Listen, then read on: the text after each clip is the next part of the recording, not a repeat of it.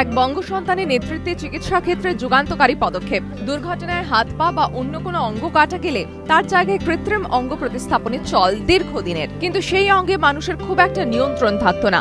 অর্থাৎ ধরা যাক প্রতিস্থাপিত কৃত্রিম হাত দিয়ে কোনো বস্তু ধরতে গেলে সেক্ষেত্রে কতটা জোরে এই বস্তুকে ধরতে হবে সেই নিয়ন্ত্রণ হাতে থাকতো না।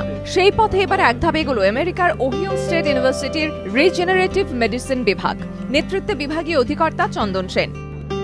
এখন আমরা নেক্সট জেনারেশন প্রস্থেসিস থেকে এগোচ্ছি, যেখানে শুধুমাত্র এই নয় যে প্রস্থেসিস যে মোটর ফাংশন, যেমনি সেটাকে ধরা বা ছাড়া ইত্যাদি এগুলো তো করাই যাবে, কিন্তু এখন যেসব অ্যাডভান্সমেন্ট হচ্ছে সায়েন্সেতে, এর ফলে প্রস্থেসিসে যে সেন্সারি ফাংশন, যে ঠান্ডা গেলাস না গরম গেলাস, কি চাপটা কতটা, যে হাতের চাপটা কতটা, এগুলো ফিল করা যাবে। এদিকে এখন major breakthrough research already হচ্ছে, অনেকটা এগিয়ে গেছে। আমার ধারণা আগামী 5 বছরের মধ্যে এটা মার্কেটে চলে আসবে।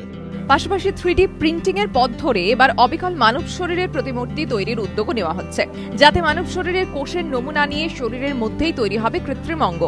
এতদিন পর্যন্ত লিভার বা কিডনির মতো অঙ্গ কৃত্রিমভাবে তৈরি হলেও তার শরীরে প্রতিস্থাপনের পর সেক্ষেত্রে কিছু সমস্যা থাকতো। তবে চিকিৎসকদের আশা 3D প্রিন্টিং এর পথ ধরে কৃত্রিম অঙ্গ তৈরি করলে সেই সমস্যা আর থাকবে না।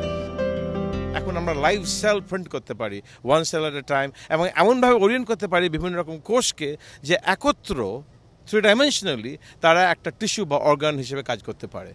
মেজর ব্রেক থ্রু হয়েছে এই ফিল্ডেতে, লিভারেতে, বিভিন্ন রকম বোনেতে, এবং আমার ধারণা উইথ টাইম আরও অন্য অন্য অর্গান পাওয়া যাবে যেগুলো 3D প্রিন্টেড এবং অটোলগাস, মানে আপনার নিজের কোষ ব্যবহার করে আপনার অর্গান তৈরি হয়েছে। এ নয় যে কোনো গরুর থেকে বা ছাগল থেকে বা অন্য একটা মানুষ থেকে, যার ফলে যে রিজেকশনের যে ব্যাপারটা, এটার রিস্ক খুব কমে যায়।